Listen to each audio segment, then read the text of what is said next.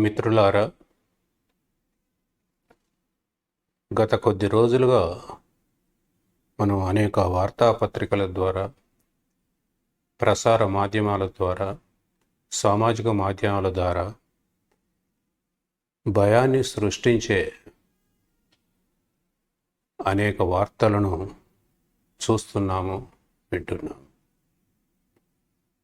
అదేమిటంటే, corona వైరస్లో Omicron అనే ఒక కొత్త వేరియంట్ పుట్టిందని, ఇది అన్ని వేరియంట్ల కంటే తీవ్రమైనదని, దీనివలన కలిగే కోవిడ్ చాలా తీవ్రంగా ఉంటుంది అని, అన్ని వేరియంట్ల కంటే ఎక్కువ ప్రమాదకరమైందని, దీనివలన ఇదివరకటి కంటే జరిగిన కోవిడ్ మరణాల కంటే చాలా ఎక్కువగా ఉంటాయని వార్తలు వస్తున్నాయి. ఈ వార్తలలో వాస్తవం ఎంత? ఊహాజనిత, నిరాధారమైన వార్తలతో ప్రజలలో భయాన్ని కల్పించే విషయాలు ఎన్ని ఉన్నాయి అనేది తెలుసుకోవాల్సింది సామాన్య ప్రజానీకానికి ఉంది. తెలియజేయవలసిన బాధ్యత ఆరోగ్య సంస్థలకు, ప్రభుత్వాలకు, ఆరోగ్య కార్యకర్తలకు, శాస్త్రజ్ఞులకు ఉంది.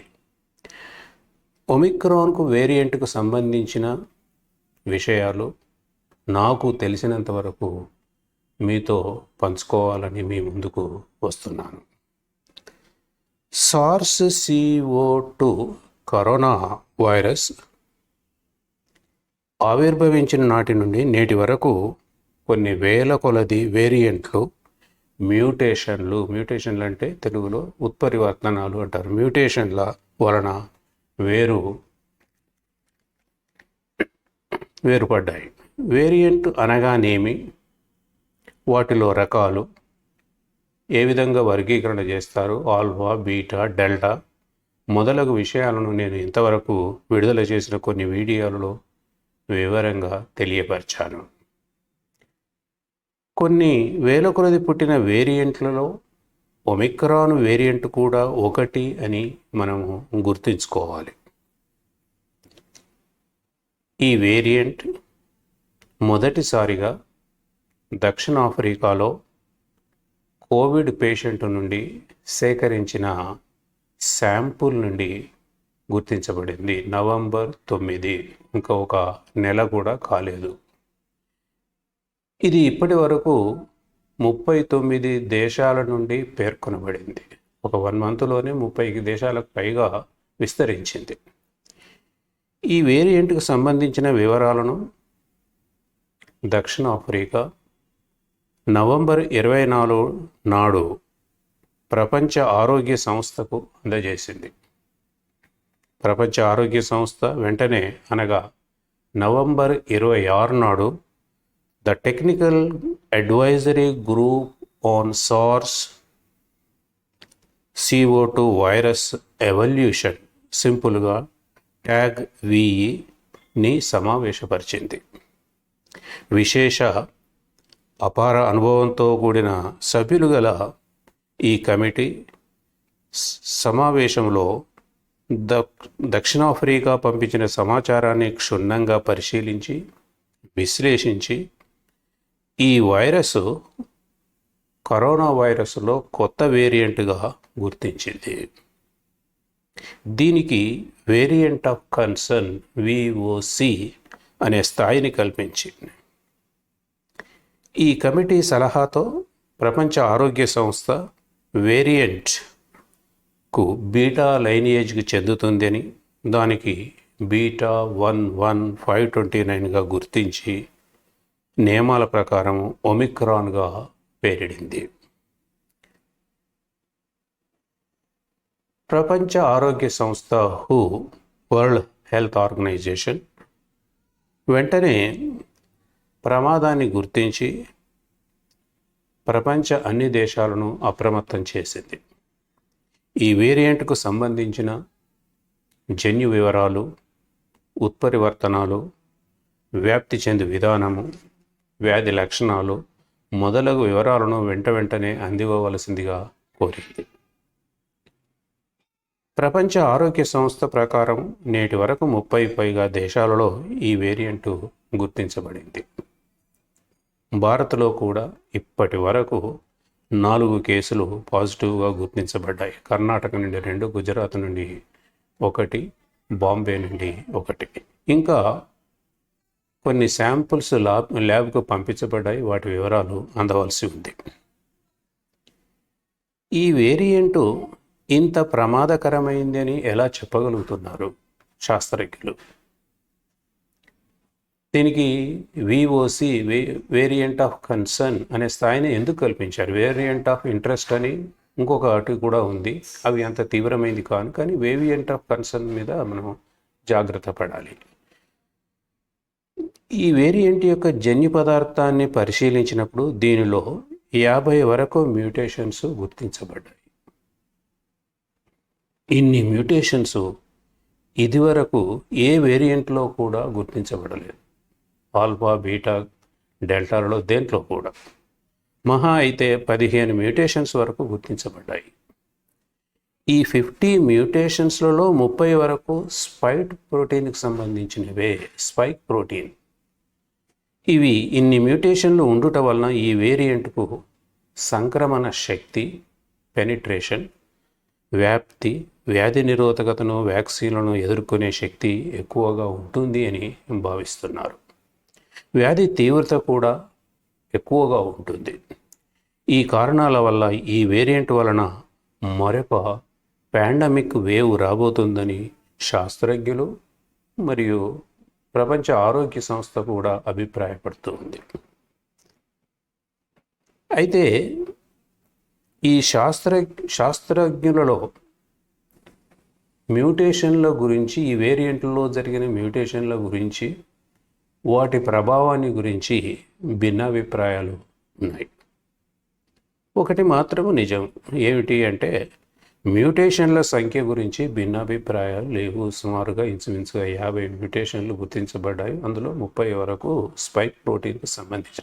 కానీ ఇతర విషయాల్లో భిన్నాభిప్రాయాలు ఉన్నాయి. ఒకటి, ఒమిక్రాన్ వేరియంట్లో గుర్తించబడిన 50 మ్యూటేషన్లలో సుమారు 20 మ్యూటేషన్లు ఇదివరకే అన్ని వేరియంట్లలో గుర్తించబడ్డాయి.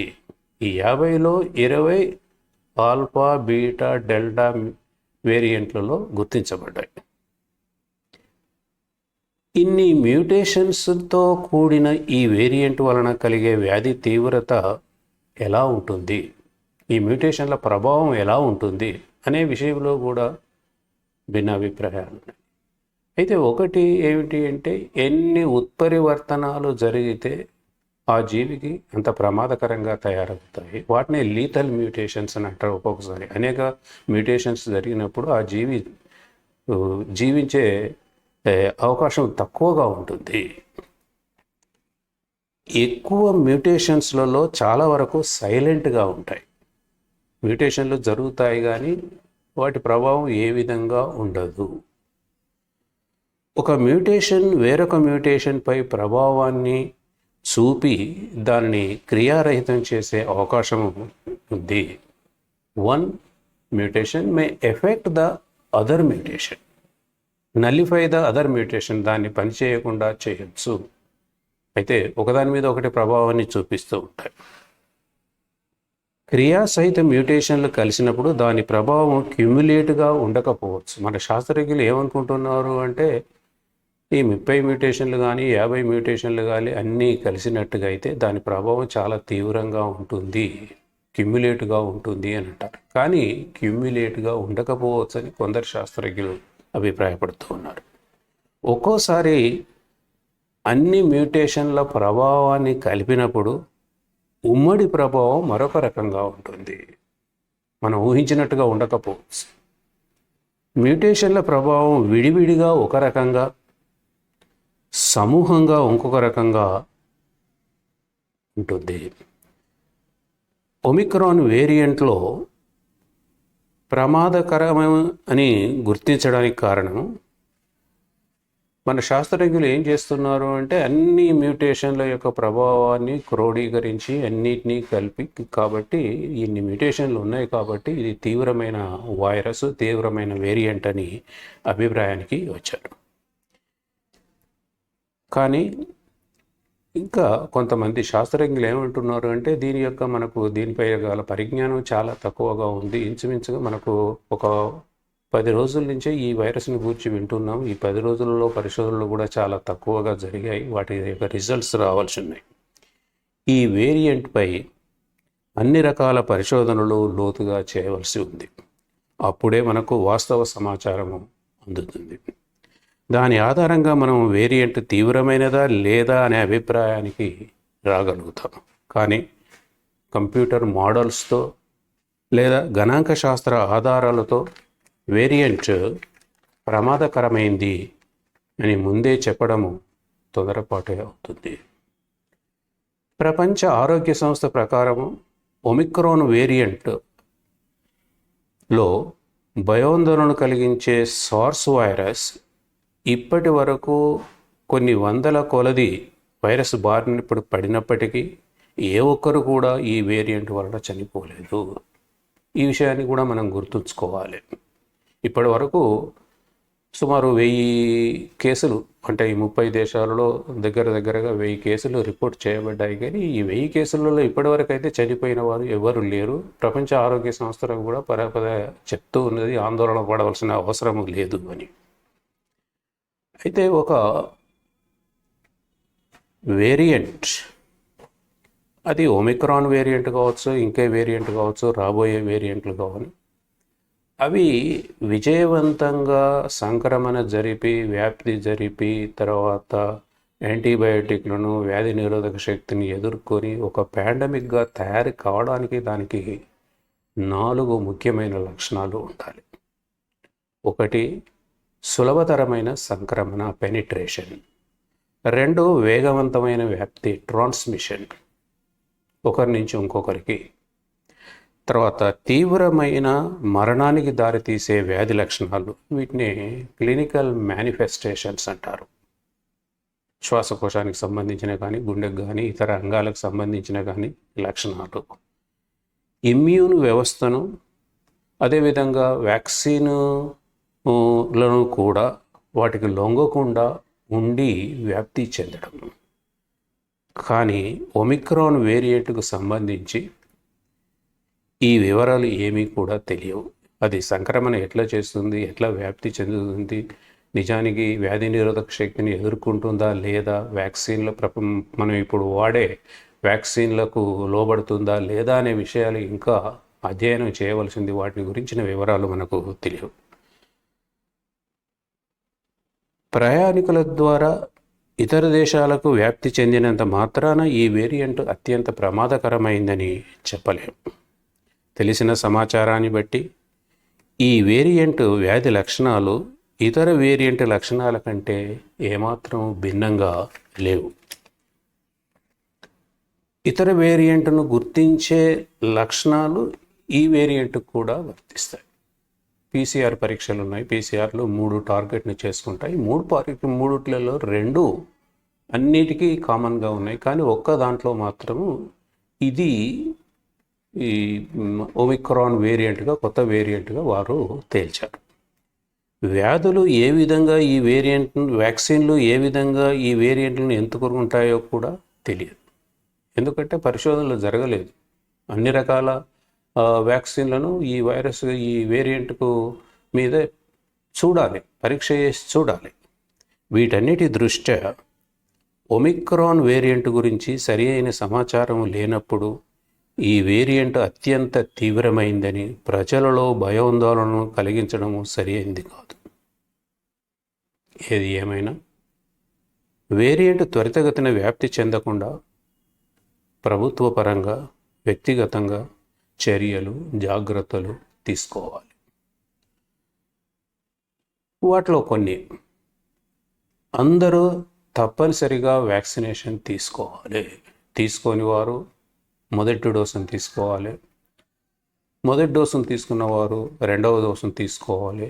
ఏ వ్యాక్సిన్ తీసుకోవాలి అనే దాని గురించి ఆలోచించకుండా మీకు ఏ వ్యాక్సిన్ లభ్యమైతే ఆ వ్యాక్సిన్ తప్పక తీసుకోండి. అయితే ఇప్పటి వరకు రకరకాల వ్యాక్సిన్లు 5-6 వ్యాక్సిన్స్ వచ్చినాయి. ఇది కోవిషీల్డ్ అని, తర్వాత కోవాక్సిన్ అని, మోడర్నా అని, ఫైజర్ అని, తర్వాత స్పట్నిక్ అని, ఇట్లా వ్యాక్సిన్లు వచ్చినాయి. ఈ వ్యాక్సిన్లు అన్నిట్లలో కూడా 60-80% ప్రొటెక్షన్ ఉంది. ఈ వ్యాక్సిన్ తీసుకున్న వాళ్ళలో 100 మందిలో 60-80 వరకు కరోనా దాని నుండి రక్షింపబడుతున్నారు. కాబట్టి వ్యాక్సిన్ తప్పక తీసుకోవాలి. తప్పనిసరిగా మాస్కులు ధరించాలి. ఏదైనా అత్యవసర పని ఉంటే తప్ప ఇంటి నుండి బయటికి రాకపోవడం మంచిది.